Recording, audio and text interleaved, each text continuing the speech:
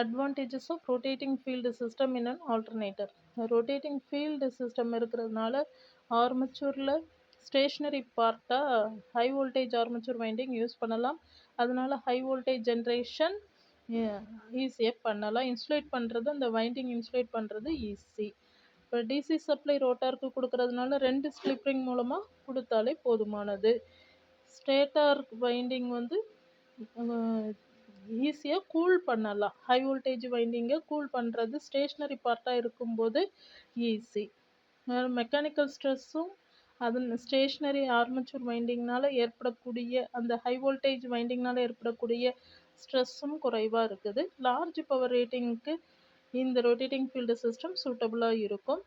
இது armature winding stationary பார்ட்டாகவும் field rotating பார்ட்டாகவும் இருக்கிறதுனால சேஃப்டி ப்ளஸ் ரிலையபிலிட்டி, நீண்ட நாளைக்கு நமக்கு எந்த ப்ராப்ளமும் இல்லாமல் ஒர்க் ஆகக்கூடிய ஆல்டர்னேட்டராக அது இருக்குது.